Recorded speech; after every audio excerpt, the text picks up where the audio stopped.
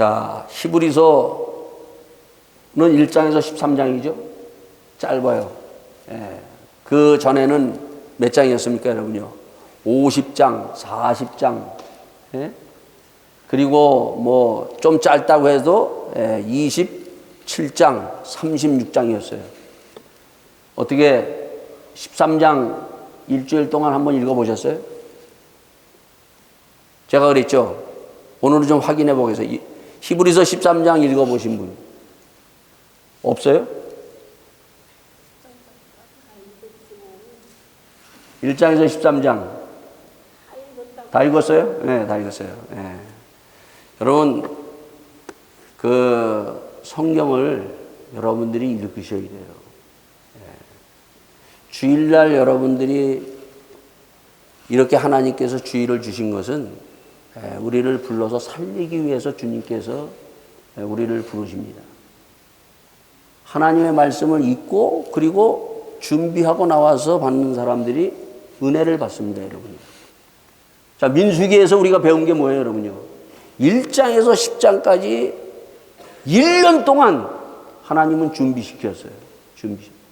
왜? 준비하는 자가 은혜 받고 준비하는 자가 승리할 수가 있는 것입니다.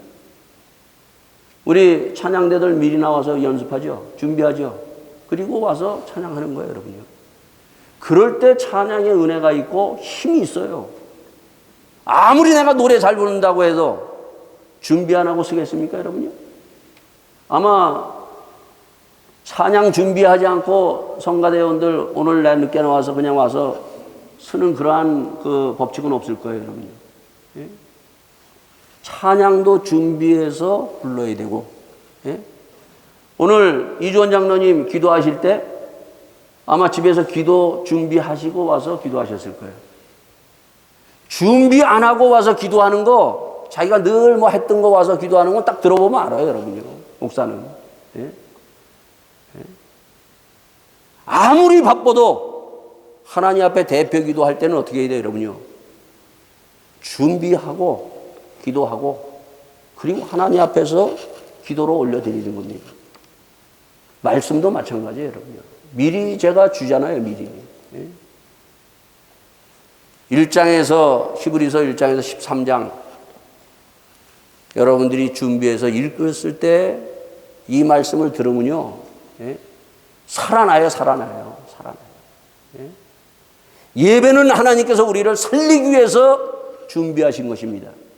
그래서 부활 주일날 예수님이 십자가 지시고 부활하신 날 우리가 예배 드리는 거예요, 여러분요. 예? 이날 와서 우리가 살아나야지, 이날 와서 살아나지 못하면 어떻게 돼요, 여러분요? 우리는 일주일 동안 죽었던 것, 잠잤던 것, 예? 그런 것들이 주일날 와서 다시 살아나고 힘을 얻어서 또 나가서 싸우고 또 힘을 얻어서 또 주님 앞에서 살아서 나가는 겁니다, 살아서. 예? 그래서 준비해서 여러분들이 하나님의 말씀을 듣고 받는 믿음의 사람들이 다 될 수 있기를 바라겠습니다. 자, 히브리서는 1장에서 13장이에요. 자, 히브리서가 1장에서 13장인데 이 히브리서 1장에서 13장까지 보면은 어때요? 읽어보신 분들 이해가 돼요?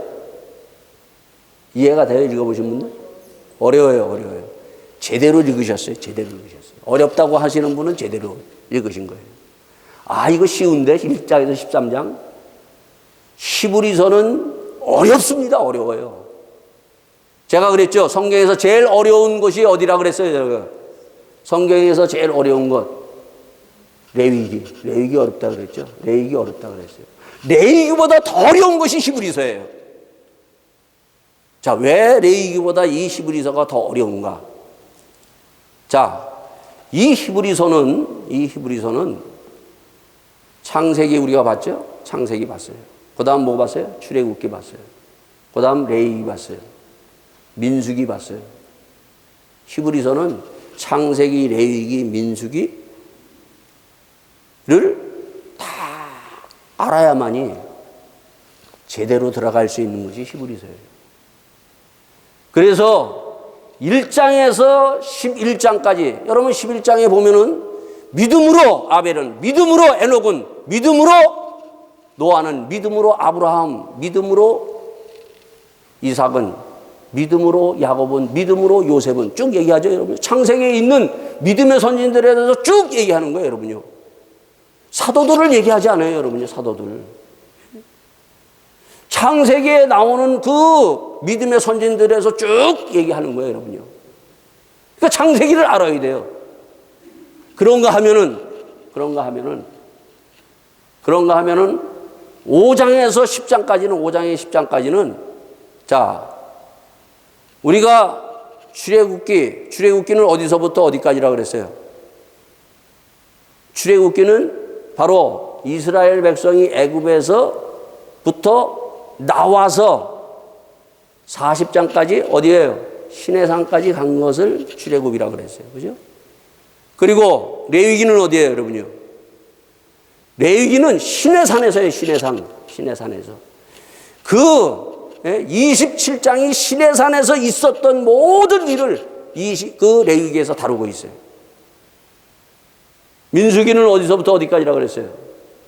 민수기는 시내산에서부터 광야를 거쳐서 모압 통지, 즉 가나안 입구까지예요, 여러분요. 지금 히브리서는 그것을 다루고 있고 그것을 얘기하고 있어요. 특히 어디를 중점적으로 5장에서부터 10장까지를 다루고 있는가 하면 바로 시내산. 출애굽기도 20장에서 40장까지 20장이 전부 시내산에서 있었던 일을 얘기를 하고 있어요. 레위기는 말할 것도 없고 처음부터 끝까지 뭐예요, 여러분요? 시내산에서. 민수기는 1장에서 10장까지 시내산에서 있었던 일을 지금 이 히브리서가 얘기를 하고 있는 거예요. 그러니까 이거를 알아야만이 히브리서를 들어갈 수가 있어요, 여러분요. 아, 그래도 이게 무슨 말인구나. 예? 알 수가 있는 거예요, 여러분요. 그래서 제가 이 히브리서가 레위기보다 더 어렵다는 겁니다. 레위기보다 더 어렵다는 거예요. 예? 그러나 어렵더라도 하나님은 이 어려운 것을 통해서 하나님은 은혜 주실 줄 믿습니다. 예? 그냥 마냥 어려운 거, 아주 어려워서 보지 못하는 건 아니에요, 여러분요. 예? 준비돼서 하나님의 성령이 임하시고 우리의 눈이 열리고 우리의 마음이 열리면은요, 아무리 어려운 것도 우리가 하나님 앞에 은혜 받습니다. 옛날에는요, 예? 이 성경 읽지도 못하시는 분, 글자도 모르시는 분들도 하나님의 말씀에 은혜 받으셨어요, 여러분요. 요즘은 다 읽어도 은혜 못 받아. 예? 왜 무슨 말인지 몰라. 예? 여러분 박사 같은 사람들 있잖아요, 여러분요. 다른 데 교회 안 나가는 사람 읽어도 무슨 말인지도 몰라요. 엉뚱한 소리 하잖아요, 여러분요. 예? 이게 바로 하나님의 성령이 임하시면은 눈이 열리고 하나님의 말씀에 우리가 은혜를 받을 수 있고 알 수 있다는 거예요. 사도 바울이 사울이었을 때 어떻게 해요? 성경을 통달한 사람이에요, 여러분요. 그렇지만 뭐예요? 예수님이 누군지를 몰랐어요, 예수님이. 예? 그러나 하나님의 성령이 임했을 때 주님을 만나고 나니까 눈이 번쩍 열려서 예수님이 누군지를 그가 비로소 알게 됩니다, 여러분요. 그래서 성경은 놀라운 겁니다, 여러분요. 예? 이 놀라운 일을 여러분과 저 특히 하나님의 주신 은혜가 이 자리에 임할 줄 믿습니다. 자, 히브리서는 그래서 이 구약 성경, 특히 시내산, 예? 이 시내산에서 있었던 구약에서 가장 중요한 것이 뭐예요? 제가 그랬죠. 비유를 들을 때 찐빵이 있는데 그 찐빵이 뭐에 해당한다고 그랬어요? 시내산은요? 안고. 이걸 시내산에서 있었던 일을 빼버리면 사실은 아무것도 없어요. 이게 들어가야 돼요. 구약의 가장 중요한 것은 시내산이에요. 그래서 이 히브리서 저자는 이 시내산에 있는 말씀을 가지고 우리에게 말씀해 주고 있어요. 자, 그러한 가운데 이 히브리서를 이렇게 13장이지만은 그냥 깔보고 들어가서 야, 이거 뭐 그냥 쉽겠다 해가지고 쭉 읽는다고서 되는 게 아니기 때문에 제가 오늘은 2주에 걸쳐서 다음 주도 히브리서입니다. 다음 주도 히브리서예요. 예? 안 읽으신 분은 다시 한번 읽어보시고 이 히브리서에서 하나님이 주신 놀라운 신의 산의 영광이 임하게 하시고 또한 주님께서 우리에게 주신 놀라운 성령의 은혜가 임할 수 있기를 바라겠습니다. 자, 오늘은 요약해서만 전체적으로 요약해서만 여러분들에게 말씀드릴 테니까 이 말씀을 가지고 한번 히브리서를 한번 다시 한번 읽어보시기 바랍니다. 그러면 야 이게 좀 무슨 말인가 감은 잡히고 여러분이 히브리서를 들어갈 수 있어요. 자, 1장에서 11장까지는